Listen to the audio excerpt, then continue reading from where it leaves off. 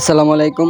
আমাদের এই ছোট্ট হাঁসগুলোতেও ভাইরাস অ্যাটাক করছে। আর এই ভাইরাসটা মূলত হয়েছিল আমাদের বড় হাঁসগুলো, যে একটানা ঝুম বৃষ্টি হয়েছিল। এই ঝুম বৃষ্টির ফলে ঠান্ডা হাঁসগুলোতে ঠান্ডা লেগে গেছিলো, যে বড় হাঁসগুলো ছিল ওইগুলোতে। এই ঠান্ডার থেকে মূলত আমাদের এই ভাইরাসটা উৎপন্ন হয়েছে। আর এখন বর্তমানে আমাদের হাঁসের অস্তিত্ব সংকটের মুখে আর কি বলতে গেলে। বর্তমানে আমাদের ছোটো মেজর সাইজের যেগুলো হাঁসগুলো আছে, ওই সবগুলো হাঁসে বলতে পারেন যে এক প্রকার সবগুলোই শেষ। ঠিক আছে, যে এখানে দেখতে পাচ্ছেন সবগুলোই শেষ হাঁসগুলা। এগুলো আর বাঁচবে না। ঠিক আছে, এগুলো জবাই করেও তেমন কিছু হবে না আর কি। আর আমাদের বড় যে ডিম পাড়া হাঁসগুলো আছে, ওইখানেও 2টা হাঁস অ্যাটাক করে ফেলছে। আমি জানি না এই এই ওষুধ থেকে আমরা কীভাবে মুক্তি পাবো আর কি। বর্তমানে আমরা যেগুলা করতেছি, ওষুধগুলো খাওয়াইতেছি, ওই ওষুধগুলোর নাম হলো, একটা হলো এরোকট আর একটা হলো RT+।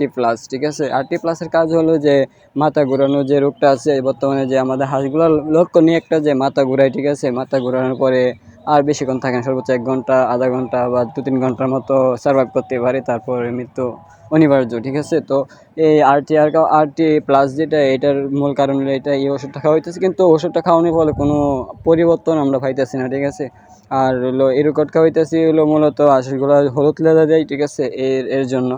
আর জানি না, তারপরে কোনো কাজ আমরা পাইতেছি না। এরপর লক্ষণ ভালো হওয়ার লক্ষণ পাইতেছি মানে বুঝতে পারতেছি না। তো ভালো হওয়ার কোনো লক্ষণই নেই। তো আপনারা এর চেয়ে ভালো কোনো ওষুধ যদি পান বা এমন এই ভাইরাসের সম্মুখীন হয়ে থাকেন, তাহলে অবশ্যই আমার কমেন্টে ইমিডিয়েটলি জানেন। ঠিক আছে, যে কয়েকটা হাঁস আছে, সর্বোচ্চ হাঁস মনে হয় 20-25টা এমন আছে। আগে ছিল 74টা না 75টা। ঠিক আছে, সবগুলোই মারা গেছে। আর জানি না আর কয়টা সার্ভাইভ করবে কিনা বা সবগুলো মারা যাবে কিনা। তো এগুলোই ছিল আজ। যাই হোক।